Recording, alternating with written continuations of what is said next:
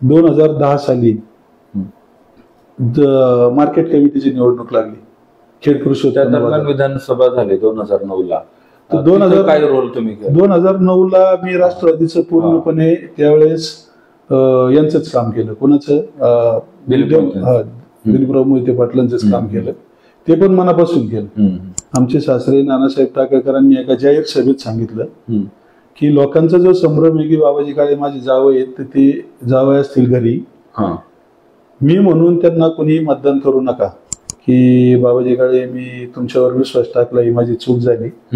परंतु कुणाही व्यक्तीची एक राजकीय महत्वाकांक्षा असते. बरोबर. माझी राजकीय महत्वाकांक्षा पुढे जाण्याची होती. मी जर म्हटलं मी जर आता थांबलो. त्यांना तुम्ही काय उत्तर दिलं? नाही, त्यांना मी सांगितलं की मला ही निवडणूक अपक्ष लढवायची, तर आपण काही झालं तरी जी पहिली निवडणूक लागेल तिच्यात विजयीच व्हायचं. चंग बांधला.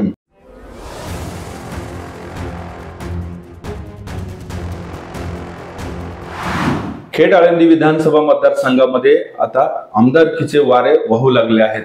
इच्छुकांची संख्या दिवसेंदिवस वाढत असताना खेड तालुक्यात असा एक चेहरा आहे ज्या चेहऱ्याचं खऱ्या अर्थानं खेड तालुक्याच्या राजकीय पटलावर वेगळी धास्ती आहे. ती या अँगलनं आहे की इच्छुक उमेदवारांना त्यांच्याबद्दल धास्ती वाटते. असे व्यक्तिमत्व आज आपल्या सोबत आहेत. बाबाजी काळे हे जिल्हा परिषद सदस्य, जिल्हा नियोजन समितीच्या माध्यमातून त्यांनी खेड तालुक्याच्या गावागावात त्यांनी विकासाचं वारं वाहिलं आणि त्यांनी तो विकास कसा केला, त्यामागे त्यांचा राजकीय प्रवास कसा आहे, या सगळ्या गोष्टी आपण त्यांच्याकडनं जाणून घेणार आहोत. आपल्या सोबत आहेत बाबाजी काळे. नमस्कार. खेड टाइम्स मध्ये तुमचं स्वागत. काय सांगाल तुम्ही? 2000 पासून खरं तर राजकीय तुमचा प्रवास सुरू आहे. तुम्ही सरपंच होता. कसा तुमचा प्रवास घडला? 2000 साली मी माझ्या गावाने मला पहिलं बिनविरोध सरपंच केलं. माझं कुटुंब हे पूर्वी राजकीय क्षेत्रातलंच कुटुंब होतं. माझे वडील सरपंच होते. त्यानंतर शिवसेना पक्षाच्या माध्यमातून आदरणीय बाळासाहेब ठाकरे यांचे विचार आमच्या कुटुंबामध्ये रुजलेले होते. त्यानंतर आमचे थोरले भाऊ सरपंच होते आणि त्यानंतर गावाने ठरवलं की 2000 साली की मी नवीन यंत्रणेमध्ये नवीन तरुणांना संधी द्यायची आणि त्या भूमिकेतून मला सर्व गावांनी बिनविरोध सरपंच केल्याच्या नंतर मी माझ्या राजकीय आयुष्याला सुरुवात झाली. परंतु मला एक गोष्ट जाणवली की आपल्याला जर ही गावाने जबाबदारी दिली तरी कुणीतरी एखादा राजकीय नेता आपल्यावर वरदहस्त असावा.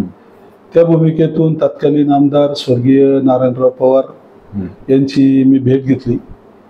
त्यांच्याशी मी संवाद साधला की मी गावचा सरपंच आहे, मला माझ्या गावच्या विकासात्मक काम करायचे, त्याचबरोबर तुमच्या बरोबरीने सुद्धा मला काम करायचे. हे कधीच?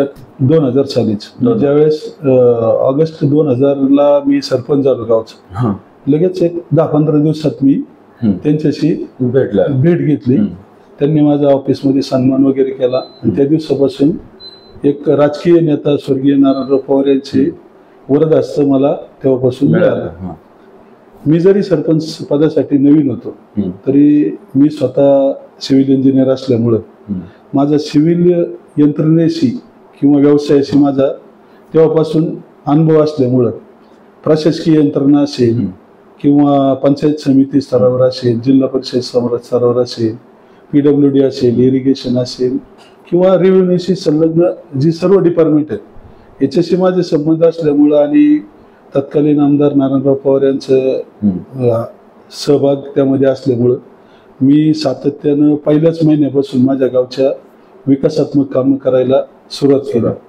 पाहता पाहता मी गावची छोटे छोटे प्रश्न, छोटी छोटी विकास कामं सोडायला सुरुवात केल्याच्या नंतर ग्रामपंचायतमध्ये सर्वांना बरोबर घेऊन, आजी-माजी पदाधिकाऱ्यांना बरोबर घेऊन मला एक अनुभव किंवा खात्री मनाची आली की आपण जरी छोटी छोटी कामं करत गेलो तरी आपलं ग्रामीण गाव आहे, पाडळी काळेचेवाडी म्हणून माझे गाव आहे, तर त्या गावच्या माध्यमातून काम केल्याच्या नंतर लोकांची माझ्यावर विश्वासार्हता वाढत गेली आणि एक वेगळ्या प्रकारचं आनंद मला त्या कामातून मिळायला लागला. कालांतरानं थोडं थोडं माझ्या व्यवसायाकडे दुर्लक्ष व्हायला लागलं तरी सुद्धा मी व्यवसाय अधिक माझा राजकीय गावचा प्रवास या दोन्हीची सांगड घालून काम करत राहिलो. त्यानंतर 2000 ते 2005 माझ्या सरपंचकीच्या कालावधीमध्ये मी गावची बहुतांशी कामं करू शकलो. आणि त्यानंतर विषय असा आहे की पुन्हा 2000 ते 2005चा माझा जरी कालावधी झाला तरी 2004 साली विधानसभेची निवडणूक लागली.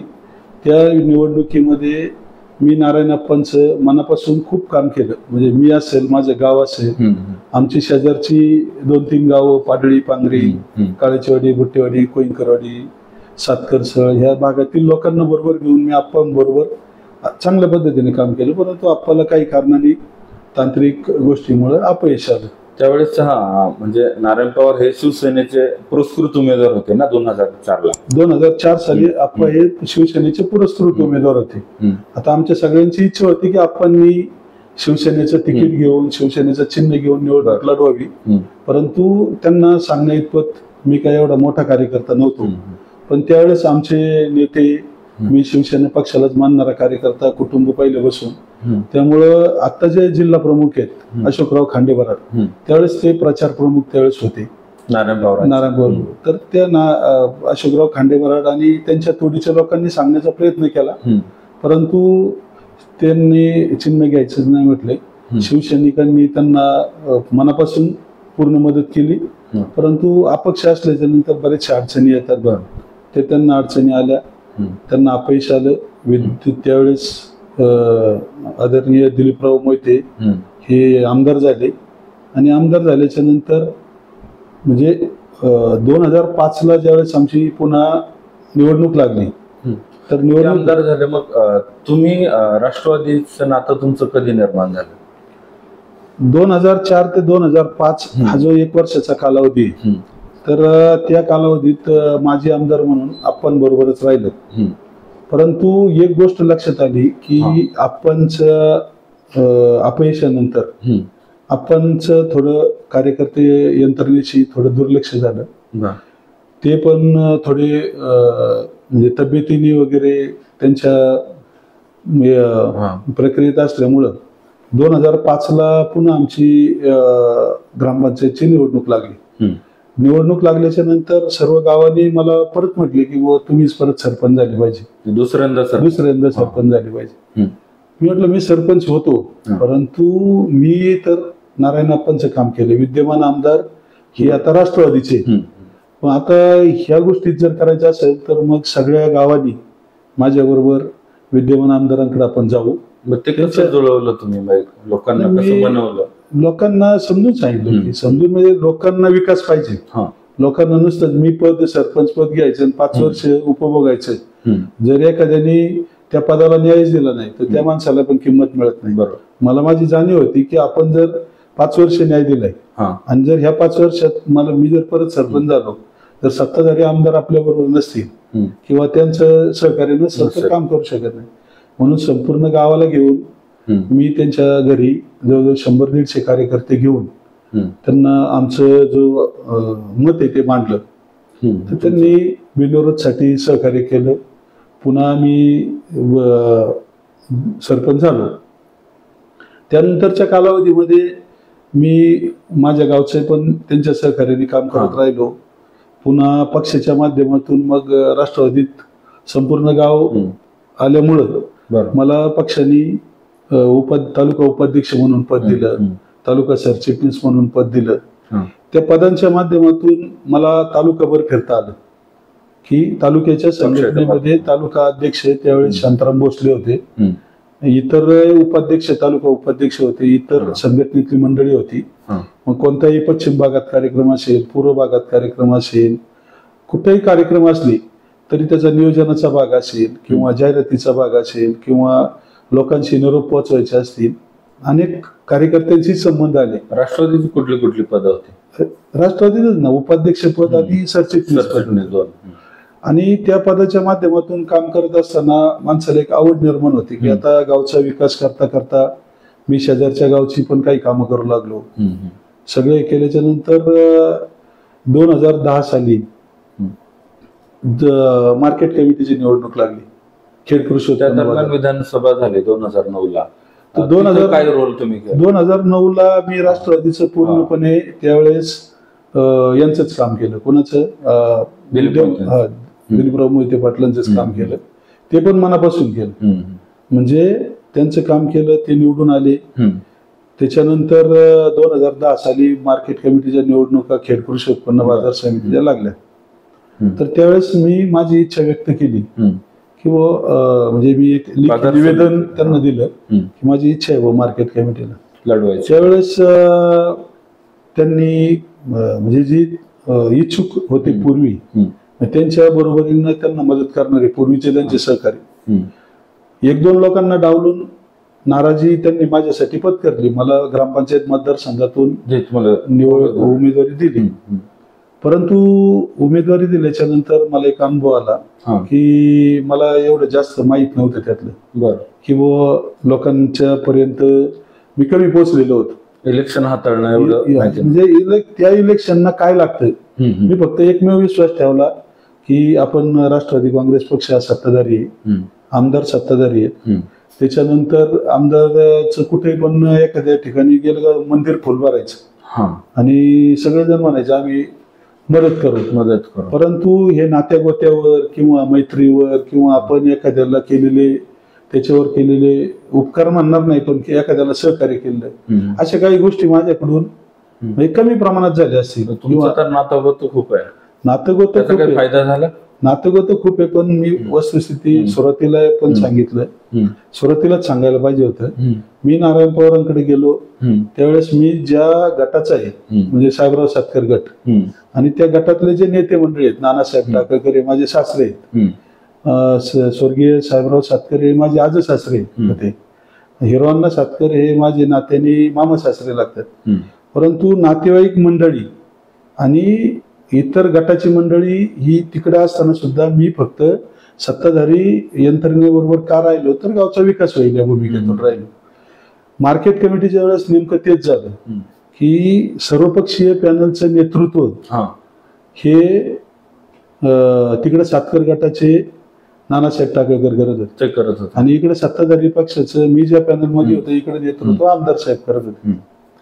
संपूर्ण पॅनलला एक अंदाज होता की बाबाजी काळेंचे पाहुणे त्या गटात आहेत, त्या पॅनल मध्ये त्यांची मदत होईल आणि इकडून आपली मदत होईल. मी पण त्या भ्रमात राहिलो. लोक असं म्हटल्यावर म्हणजे भ्रमात राहणं मला किती अवघड पडतं हे मी सांगतो. आणि नातेवाईक आपल्या बरोबर नसल्यावर, आपल्या जीवाभावाची मंडळी नसल्यावर, फक्त ज्या पक्षाच्या लोकांबरोबर तेवढ्या आधारावर आपण कोणती निवडणूक आहे ना म्हणजे तालुक्याची तरी पुढे जाऊ शकत नाही. नातेवाईकांनी केली का मदत? नातेवाईकांनी मदत करण्याची भूमिका ज्यावेळेस समोरच्या पॅनलला कळली किंवा जर इकडून बाबाजी काळेंना मदत झाली तर आपल्या पॅनल मधले सुद्धा एखाद 2 उमेदवारांना फटका बसेल. त्यावेळेस आमचे सासरे नानासाहेब टाकळकरांनी एका जाहीर सभेत सांगितलं की लोकांचा जो संभ्रम आहे की बाबाजी काळे माझे जावई आहेत तर ते जावई असतील घरी, मी म्हणून त्यांना कोणी मतदान करू नका, नातेवाईक म्हणून मतदान करू नका जाहीर सभेत सांगितलं. नाना टाकळकरांनी त्यांनी त्यांचा जो त्या गटाचे होते त्यांनी त्यांची विश्वासार्हता तिकडे सिद्ध केली किंवा त्यांच्यावर पण व इकडे मदत करतात बाबाजी काळेंना. तर मला तशी काही कोणती मदत झाली नाही की मी जी अपेक्षा धरून होतो किंवा लोक तिथं मी 52 मतांनी ग्रामपंचायत मतदारसंघातून मी त्यावेळेस मला अपयश आलं बाजार समिती. आणि त्या पिरियड मध्ये 52 मतांनी अपयश आल्याच्या नंतर तसं आयुष्यातली ही पहिली निवडणूक हारला. हो, तालुक्याचं पाहिलं. हो, मोठ्या. त्यानंतर मी माझं राजकीय कामकाज, सामाजिक कामकाज चालू ठेवलं. कामकाज चालू करत असताना फक्त एकच आहे की आपल्या तालुक्याच्या कोणत्या तरी संस्थेवर आपल्याला जायचं. मार्केट कमिटीला तर अपयश आलं. त्यानंतर 2012 साली पंचायत समिती जिल्हा परिषदच्या निवडणुका लागणार होत्या. माझी ऐपत जिल्हा परिषद लढवण्याची नव्हती किंवा इच्छा पण नव्हती. माझी इच्छा फक्त पंचायत समितीला आरक्षण आलं तर पंचायत समितीला आपण कॅपेबल आहोत असं दृष्टिकोन डोळ्यासमोर ठेवून मी मार्केट कमिटीला झालेल्या चुका सुधारायचा प्रयत्न केला. आणि त्या दृष्टीने 2012ला तर तुम्ही अपक्ष निवडणूक लढवली. 2000 अपक्ष लढवण्यामागचा पुढचा विषय सांगतो मी. परंतु 2012च्या हिशोबाने मी पक्षाशी माझं कामकाज म्हणजे पक्षाशी प्रामाणिक राहिलो, आमदारांशी प्रामाणिक राहिलो, लोकांशी प्रामाणिक राहिलो. परंतु ज्यावेळेस तिकिटाची वेळ आली त्यावेळेस तिकीट मागणीमध्ये त्याच्या अगोदर विद्यमान पंचायत समिती सदस्य होते कैलास सांडवर, ते इच्छुक होते. सातकरचे माजी सरपंच अजय चव्हाण इच्छुक होते आणि आम्ही 3 जण इच्छुक होतो. कैलास सांडवरांनी स्वतःहून म्हटले मला काही निवडणूक लढवायची नाही. मला असं वाटलं की ग्रामीण मधून मला उमेदवारी मिळत, ह्या भूमिकेतून मी पक्षावर आणि आमदार साहेबांवर विश्वास ठेवून होतो आणि ती निवडणूक लढवायची म्हणून मी मार्केट कमिटीला पडलो तेव्हापासून मी काम करीत होतो, तयारी करत होतो. परंतु तयारी माझी पूर्ण झाली, परंतु पक्षाने ऐन वेळेस मला तिकीट नाकारलं. तिकीट नाकारल्याच्या नंतर आमचा जो ग्रामीणचा भाग आहे तर त्या मंडळींनी आणि माझ्या राजकारणामध्ये जे आमच्या 4-5 गावांचा मोठा सहभाग असतो त्या मंडळींनी मला सांगितलं की निवडणूक तुम्ही अपक्ष लढवा, कारण आपल्याला निवडणूक ही लढवायची. तसा निर्णय झाल्याच्या नंतर त्यावेळेस आमदार साहेब माझ्यावर नाराज झाले की बाबाजी काळे मी तुमच्यावर विश्वास टाकला, ही माझी चूक झाली. परंतु कुणाही व्यक्तीची एक राजकीय महत्वाकांक्षा असते. बरोबर, माझी राजकीय महत्वाकांक्षा पुढे जाण्याची होती. मी जर म्हटलं मी जर आता थांबलो, त्यांना तुम्ही काय उत्तर दिलं? नाही, त्यांना मी सांगितलं की मला ही निवडणूक अपक्ष लढवायची.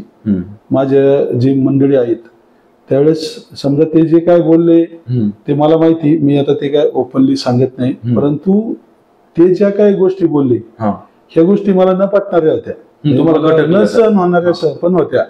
परंतु मी त्यांना मानता आपल्याला आपली लोक बरोबर घेऊन आपला पडताळा घ्यायचा होता की आपल्याला ही निवडणूक आपण जिंकायची या दृष्टिकोनातूनच मी अपक्ष उभा राहिलो. राष्ट्रवादीने तिकीट नाकारल्यावर तुम्ही खऱ्या अर्थानं दुखावला. हो,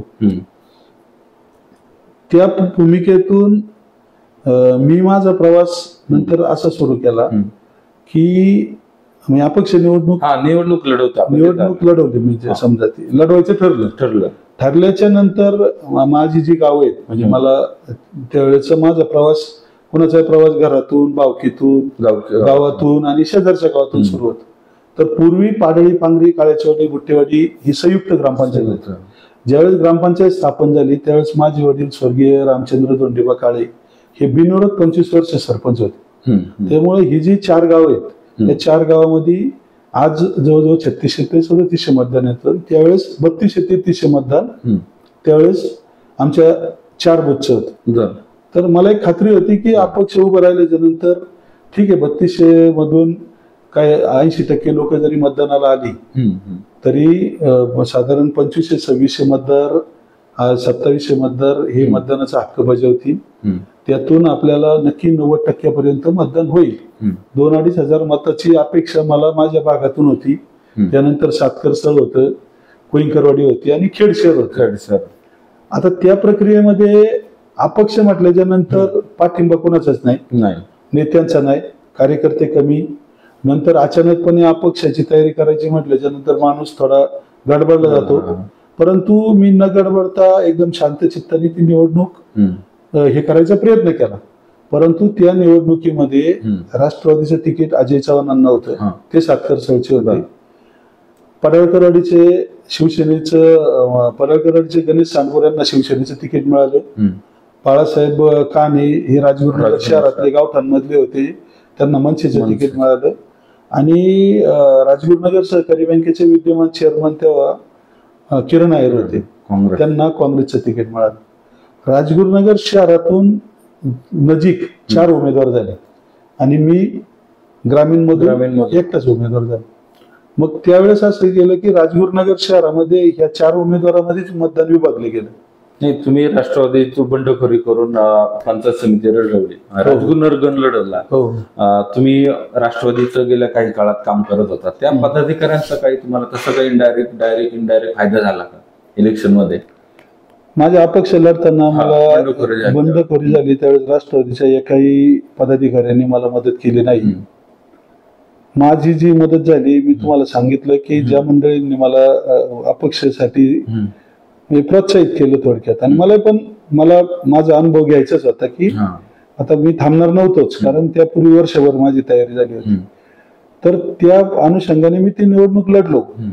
त्या निवडणुकीत पण मी हारलो नसतो, परंतु त्या पिरियडमध्ये पंचायत समिती आणि जिल्हा परिषद ह्या बॅलेट पेपर हा एकाच मशीनवर हे केला गेला. जिल्हा परिषदचा बॅलेट पेपर वर होता, पंचायत समितीचा बॅलेट पेपर खाली होता. मी अपक्ष असल्यामुळे माझं चिन्ह पण पतंग होत. आणि त्याच वेळेस जिल्हा परिषद मध्ये एक राधाबाई मांजरे म्हणून आपल्या मांजरेवाडीच्या होत्या, त्या अपक्ष म्हणून त्यांना माघार घ्यायची होती, पण वेळ कमी पडली. त्यांचा फॉर्म तसंच राहिला, त्यांनी प्रचार केला नाही, काहीच केलं नाही, परंतु त्यांचं चिन्ह अपक्ष म्हणून त्यांना पण पतंग चिन्ह.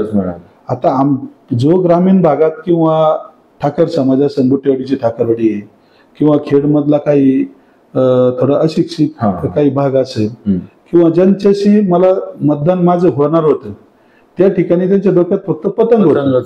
ते लोक गेले का, माझी चूक काय झाली की अपक्ष असल्यामुळं की जो प्रतिनिधी ते मशीन चेक करायला 2 दिवस अगोदर बोलवतात, त्यावेळेस माझ्याकडून कोणी माणूस ते चेक करायला गेला नाही. ते जर चेक करायला गेला असतं तर कळलं असतं की एकाच बॅलेट पेपरवर, एकाच मशीनवर 2 बॅलेट पेपर, तर ते 2 पतंग आहेत. तर त्यावेळेस मग सावधानता बाळगता आली असती, मतदारांना सांगता आलं असतं की आपलं पतंग हे खालच्या बॅलेट पेपरवर आहे. परंतु मतदार एकदम मनापासून जायचे.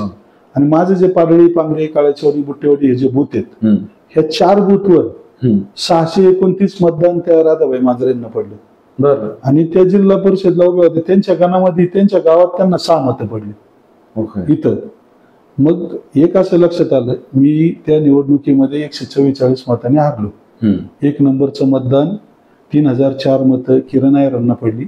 त्याच्यानंतर 2 नंबरला अजय चव्हाण हे 75 मतांनी मागे होते, 144 मतांनी मी मागे होतो. मला त्यावेळेस अपयश आलं, पण मी एक माझ्या मनात अभ्यास केला की दुसरा पराभव झाला बाजार समिती, त्यानंतर आता ही पंचायत. हो, पण मी ती जी राधाबाई मांजरेंना मतं पडली ती माझीच मतं होती. फक्त या तांत्रिक चुकीमुळं, आणि आपण त्यावेळेस सांगणं गरजेचं होतं मतदारांना की आपलं चिन्ह कुठे येते. तशी जनजागृती झाली नव्हती. त्यामुळे राधाबाई मांजरेंची गेलेली मतं माझीच होती. म्हणजे ज्यावेळेस 600च्या पुढे मतं त्यांना पडतात त्यावेळेस ती मतं माझी होती. मी पडलो 144 मतांनी. मग माझा तांत्रिक पराजय झाला. मी तो विजयात रूपांतर करू शकत नव्हतो, पण माझ्या मनात तो विजय होता. मी काय ठरवलं की त्यावेळेस विद्यमान पंचायत समिती सदस्य किरणदादा आहे आणि त्यावेळेस जिल्हा परिषद सदस्य ह्या आपल्या अनिल बाबा राक्षे यांच्या रोहिणीताई राक्षे झाल्या.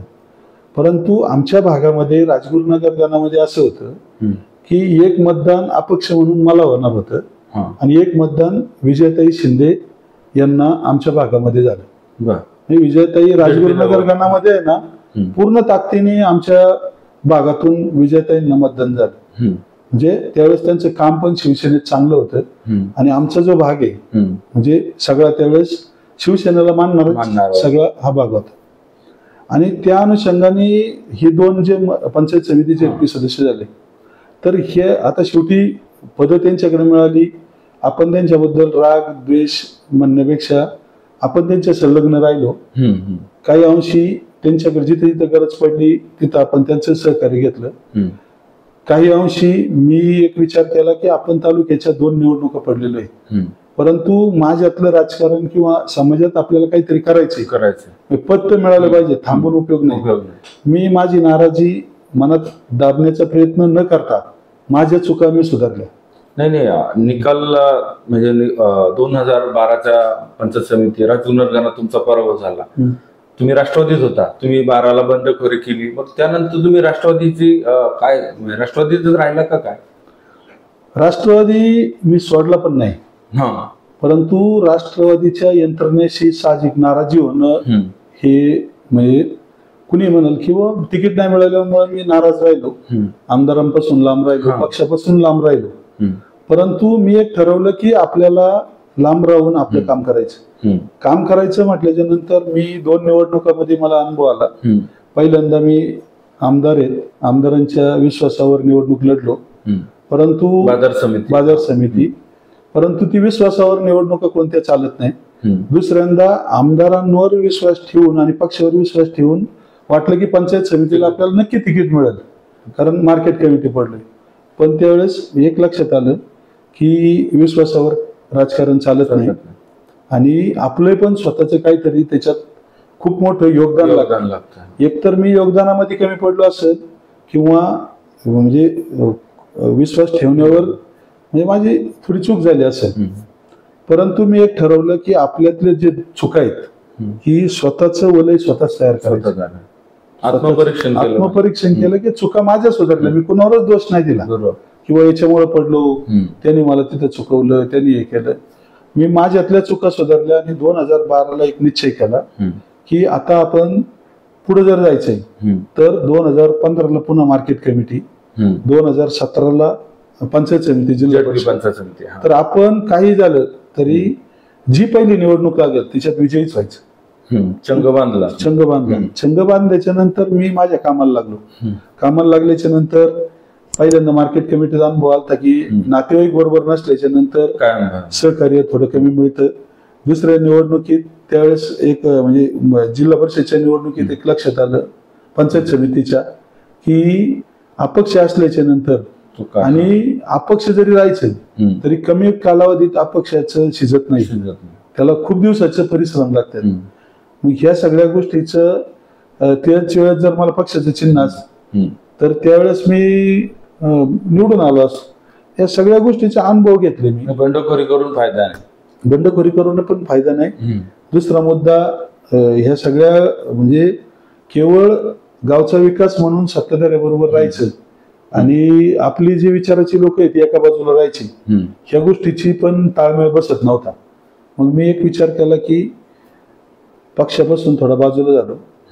मग नातेवाईक जवळ आले? जवळ आले नाही मी. मग आपल्याला चुका कळल्या की आपण नातेवाईकांच्या जवळ गेलं पाहिजे, तुम्ही आपल्या लोकांच्या जवळ गेलं पाहिजे.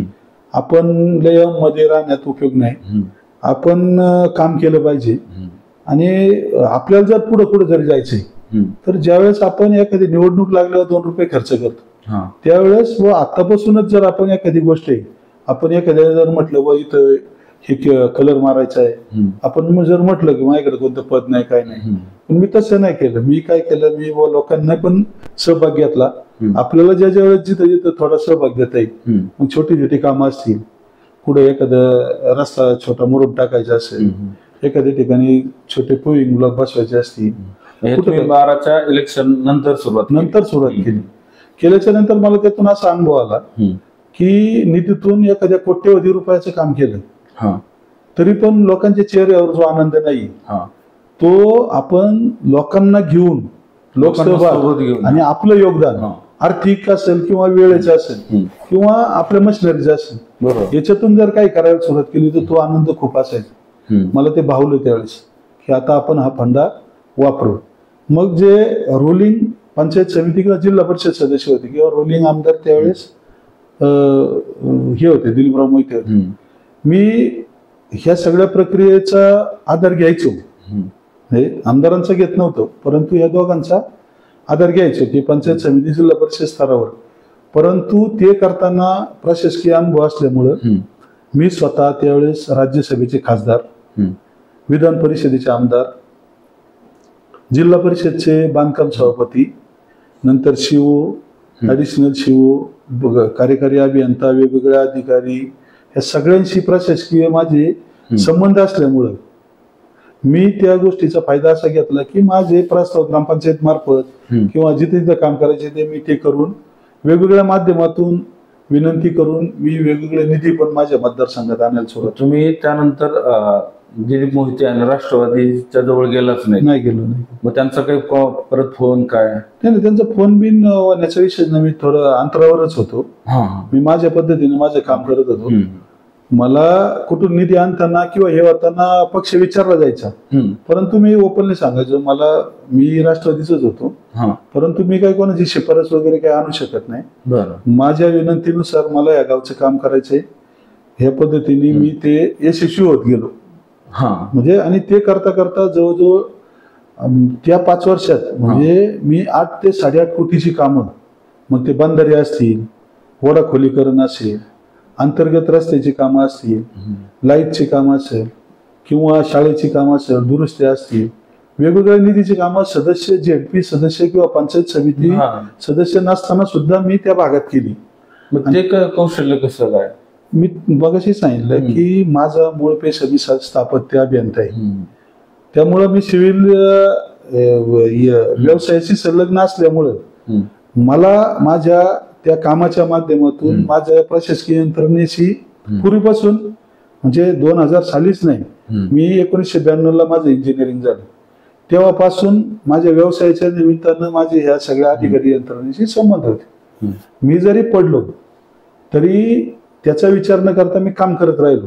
काम करता करता मी आता म्हटलं एवढी कामं मी करायचा प्रयत्न केला.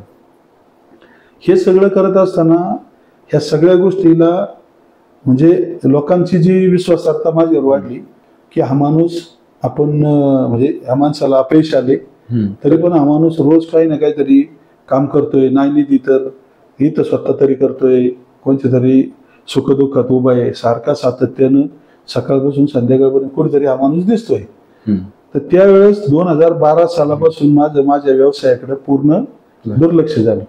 दुर्लक्ष म्हणण्यापेक्षा व्यवसाय मी कमी केला. आणि मला जी समाजाच्या मला कुठेतरी जायचंय राजकारणात आणि राजकारणात येऊन मला जे म्हणजे काम करायचंय त्यासाठी पद पाहिजे. बरोबर. ते पद मिळवण्यासाठी मी सगळ्या गोष्टी बाजूला ठेवल्या, फक्त समाजाची सेवा करत राहिलो. लोकांमध्ये असं एक हे वलय तयार झालं की हा माणूस कामाचा आहे.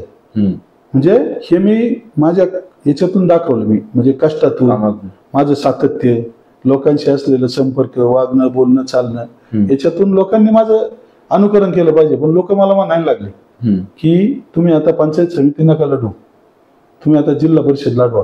पण माझ्या डोक्यात काय होतं, अगोदर मार्केट कमिटी होती. 2012 तुम्ही बंडखोरी करून अपक्ष निवडणूक लढवली, तिथे तुमचा पराभव झाला. त्यानंतर 2 वर्षानंतर विधानसभा लागली. आता विधानसभेसाठी अफकोर्स राष्ट्रवादीकडून दिलीप मोहिते इच्छुक होते. त्यांचा तुम्हाला फोन झाला की नाही, काय ते सांगाल? 2014च्या विधानसभेबाबत प्रकर्षाने सांगायचं म्हणजे खरं तर दिलीप मोहितेंच्या विरोधात एक लाट निर्माण झाली खेड तालुक्यात आणि त्यांच्या विरोधात सर्वपक्षीय एक गट, प्रबळ गट तयार झाला. मग त्यामध्ये नारायण पवार गट असेल, सातकर गट असेल आणि एकंदरीत दिलीप मोहितेंच्या विरोधातली सगळी फळी सर्वपक्षीय पॅनल मध्ये तयार झाली. त्यावेळेस तुमची भूमिका काय राहिली? 2012 साली आपल्याला तिकीट दिलं नाही राष्ट्रवादीने. ती नाराजी माझी वैयक्तिक नव्हती, मला जे मानणारे लोक आहेत किंवा जी बूथ आहेत त्या सगळ्यांचीच होती. 2014ला ज्यावेळेस विधानसभेची निवडणूक लागली त्यावेळेस सगळ्यांना मी विचारलं आपल्याला काय करायचं. तर शेवटी त्याच अनुषंगाने सुरेश भाऊ गोरे यांना शिवसेनेचं तिकीट मिळालं होतं.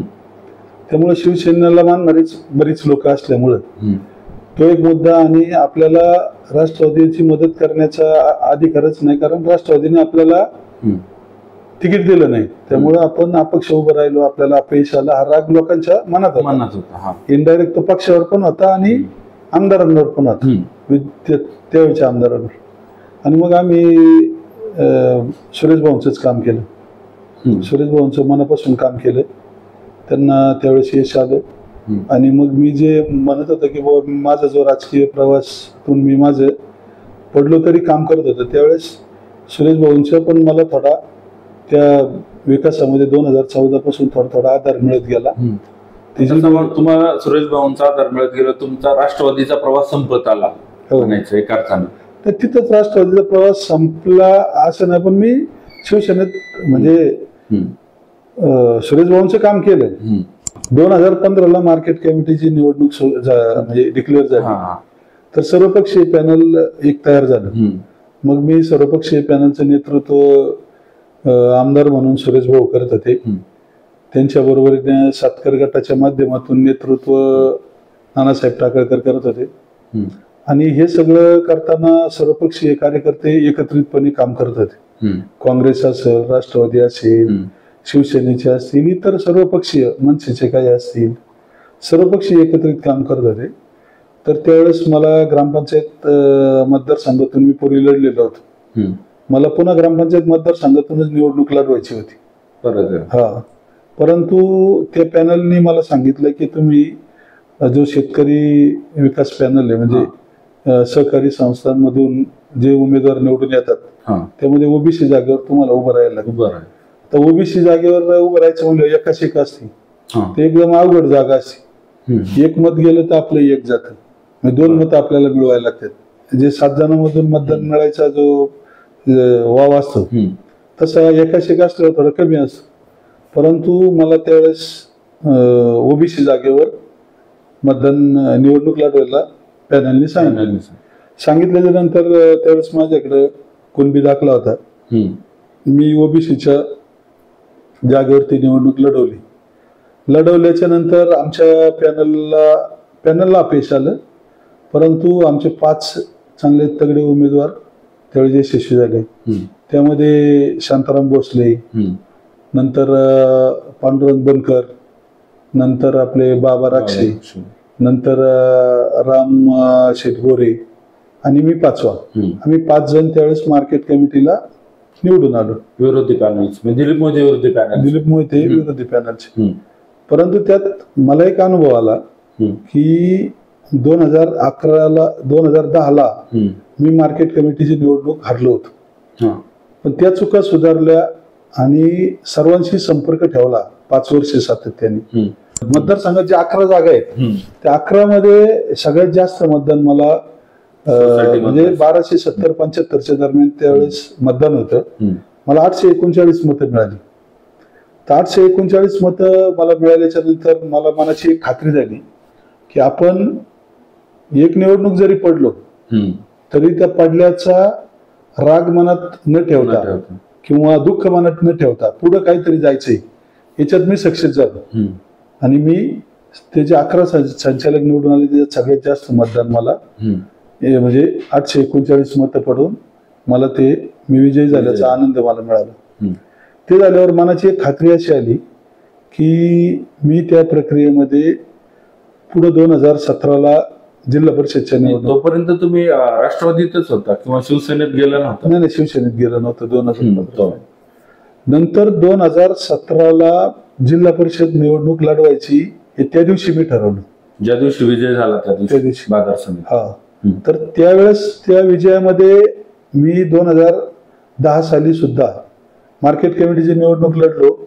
निवडणूक ही तालुक्यातील सगळे जे दिग्गज मतदार असतात ज्यांना लोकांनी निवडून दिले त्यांची मतं घेणं एवढं सोपं नाही.